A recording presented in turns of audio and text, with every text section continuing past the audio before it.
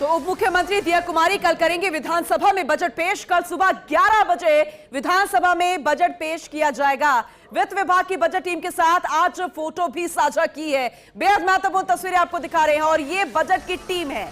पहले विचार विमर्श किया गया है वित्त विभाग की बजट टीम के साथ। आपको बता दें कि उप मुख्यमंत्री के साथ साथ वित्त मंत्रालय भी दिया कुमारी के पास है और बजट पेश करेंगी कल। और ऐसे में बेहद महत्वपूर्ण और खास तस्वीरें फर्स्ट इंडिया न्यूज पर सबसे पहले आपको दिखा रहे हैं एक्सक्लूसिवली।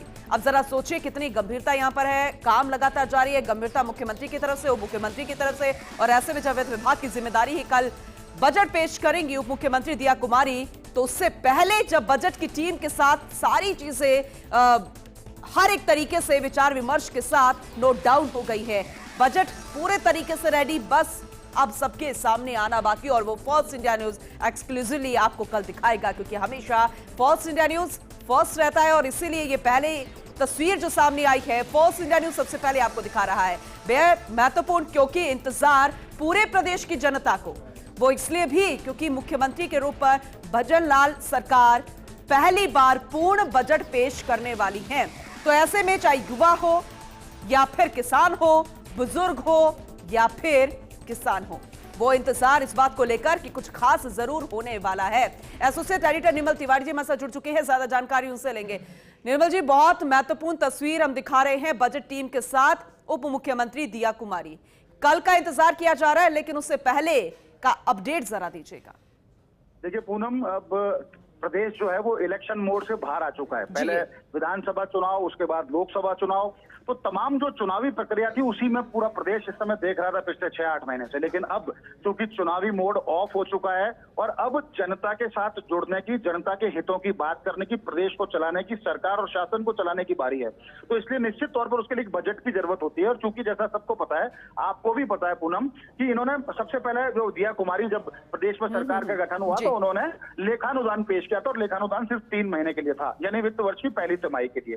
वित्त वर्ष की पहली तिमाही 30 जून को समाप्त हो चुकी है, 1 जुलाई से दूसरी तिमाही शुरू हो चुकी है। और अब क्योंकि कल बजट आने वाला है, कल सुबह 11 बजे विधानसभा के अंदर उप मुख्यमंत्री दिया कुमारी, जो वित्त मंत्री भी हैं, बजट पेश करेंगी। राज्य का परिवर्तित बजट पेश करेंगी 2024-25 का। तो आज जो टीम है वित्त विभाग की, उसके साथ उन्होंने उसको अंतिम रूप दिया।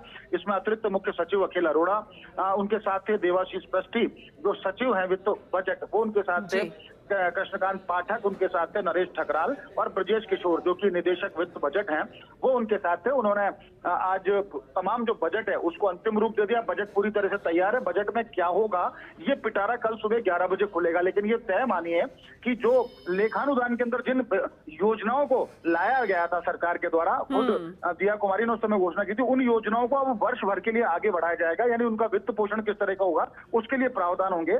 किसानों की बात करें, महिलाओं की बात करें, गरीबों की बात करें, बेरोजगारों की बात करें, युवाओं की बात करें, तो तमाम ये जो ऐसे 5 सेक्टर हैं जिनको लेकर के निश्चित तौर पर कल कुछ बड़ी और अहम घोषणाएं, अहम प्रावधान बजट में देखने को मिलेंगे।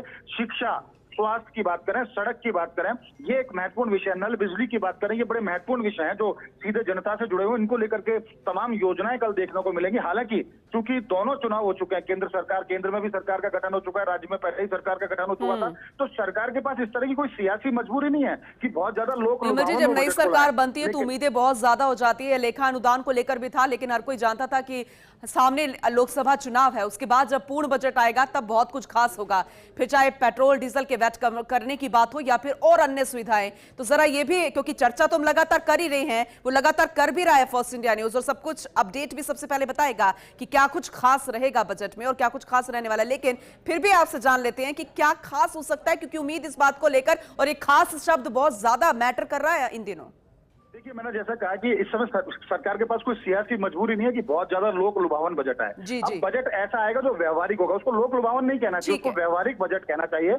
यानी सरकार के पास जितने वित्तीय संसाधन हैं, केंद्र से जितनी वित्तीय सहायता मिल सकती है, क्योंकि डबल इंजन की सरकार है, केंद्र में भी भाजपा की सरकार, राज्य में भी भाजपा की सरकार, तो प्रदेश का हर एक वाशिंदा इस बात को सोच रहा है कि कुछ ना कुछ अच्छा उसके लिए होना चाहिए। तो लोक लुभावन न करके इसको व्यवहारिक बजट कहा जाए। निश्चित तौर पर इसमें महिलाओं को सशक्तिकरण करने के लिए उनके लिए ताना बाना बुना गया। और खुद चूंकि वित्त मंत्री खुद महिला है, महिला एवं बाल विकास विभाग उनके पास है, तो निश्चित तौर पर इसको लेकर के योजना सामने आने वाली है।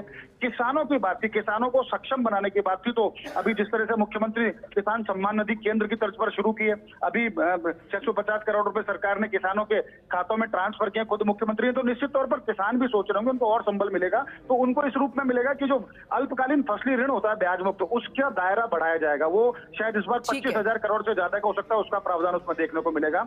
युवाओं के लिए सरकारी जो भर्तियां हैं उनको लेकर के इसमें घोषणा देखने को मिलेगी, इसमें गरीबों के लिए देखने को मिलेगी, इसमें बुजुर्गों के लिए देखने को महिला मिलेगी। आरक्षण भी, क्योंकि आजकल इन दिनों हो रहा है और इसलिए उम्मीद इस बात को लेकर भी हो गई है कि दूसरी भर्तियों में भी शायद हो सकता है।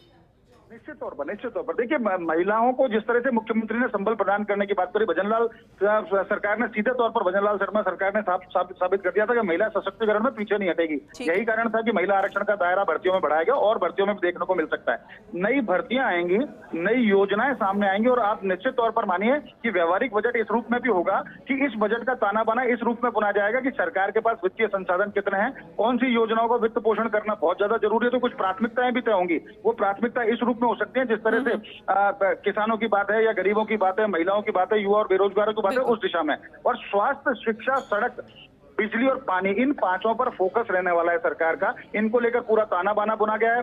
जिस तरह की सूचनाएं मिल रही हैं, जिस तरह की बातें सामने आ रही हैं, उससे ऐसा लगता है कि ये जो बजट होगा ये इस रूप में मायने में रखेगा, क्योंकि 9 महीने के लिए बजट होगा। 3 महीने का जो लेखानुदान था वो पूरे हो चुके, उसकी होती 9 महीने इस वित्त वर्ष में शेष बचे हैं, उसको लेकर योजनाओं के वित्त पोषण का एक पूरा खाका खींचा जाएगा। और भविष्य में अगले 4 वर्षों के अंदर राजस्थान किस रूप में जाएगा, राजस्थान का विकास किस दिशा में बढ़ेगा, उसका रोड मैप भी इस बजट में देखने को मिलेगा। तो यही कारण है कि लगातार जो जितने भी जो सलाहकार थे, जो बिजनेस एडवाइजरी कमिटीज के साथ जो बैठकें हुई, जो महिलाओं के साथ बैठक हुई, महिला उद्यमियों के साथ बैठक हुई, अलग अलग व्यापार प्रकोष्ठ के साथ बैठकें हुई, अलग अलग युवाओं के साथ जो बैठक हुई, उनके अलग अलग प्रतिनिधियों के साथ, उसमें यही सब सुझाव लिए गए थे। उन सुझावों को अनुरूप ही राज्य सरकार ने एक पूरा खाका तैयार किया है। लगातार दिया कुमारी जो उप मुख्यमंत्री और वित्त मंत्री भी हैं, लगातार इस बात के प्रयास कर रही थी। और महत्वपूर्ण सवाल आपसे कर रही हूँ, क्योंकि अभी आपने कहा कि इसको हमें लोक लुभावन ना देकर व्यवहारिक नाम दे देते हैं, क्योंकि आगे कोई टेंशन वाली बात नहीं है, कोई खास चुनाव नहीं है, लेकिन चंद जगहों पर उपचुनाव होने हैं विधानसभा के, तो वो बहुत महत्वपूर्ण सीटें हैं, तो क्या उसके लिहाज से कुछ खास हो सकता है जिसमें दौसा भी है? देखिए, आप जैसा एक अनुभवी एक व्यक्ति ही इस तरह का सवाल कर सकता है। निश्चित रूप में पूनम, आप इसके लिए बधाई के पात्र हैं, आपने बहुत अच्छा सवाल उठाया। जिन 5 उपचुनाव होने विधानसभा क्षेत्रों में, निश्चित तौर पर उनके लिए कुछ विशेष प्रावधान इस बजट में किए गए हैं, वो सामने आएंगे। क्योंकि बजट हालांकि एक जिले का नहीं होता, बजट एक विधानसभा सीट का नहीं होता, बजट तो पूरे प्रदेश का होता है। तो उसमें प्रदेश तो पूरा देखने को मिलेगा, लेकिन एक झलक जरूर देखने को मिलेगी। कुछ विशेष प्रावधान उन जिलों में, उन विधानसभा सीटों पर जरूर किए जाएंगे जहां पर उपचुनाव होने। तो निश्चित तौर पर एक व्यवहारिक बजट सामने आने वाला है। इंतजार की घड़ियां जल्द समाप्त होंगी। कल सुबह 11 बजे विधानसभा के अंदर जब उप मुख्यमंत्री और वित्त मंत्री दिया कुमारी जब बजट पेश करेंगे। चलिए, बहुत शुक्रिया विस्तार से इसे समझाने के लिए, और बेहद महत्वपूर्ण है ये तस्वीर, दर्शकों को ये बता रहे हैं फर्स्ट इंडिया न्यूज पर एक्सक्लूसिवली। अब जरा सोच लीजिए, ये वही टीम है जिन्होंने पूरा खाका तैयार किया है। उससे पहले लगातार बैठकें चल रही थी, फिर चाहे वो मुख्यमंत्री भजनलाल शर्मा हो खुद, या फिर उप मुख्यमंत्री दिया कुमारी हो, या फिर विभाग के अन्य कैबिनेट मिनिस्टर्स, क्योंकि लगातार दौरे किए जा रहे थे। और उसके बाद पूरे फील्ड में घूमकर ये जान लिया गया कि आखिर किन योजनाओं को इंप्लीमेंट करना है, यानी किसका विस्तार, किसका दायरा बढ़ाना है। और बेहद महत्वपूर्ण होगा जब कल फर्स्ट इंडिया आपको सबसे पहले बताएगा कि बजट में क्या कुछ खास, क्योंकि कल बजट पेश होने वाला है, पूर्ण बजट, भजनलाल सरकार का पहला पूर्ण बजट।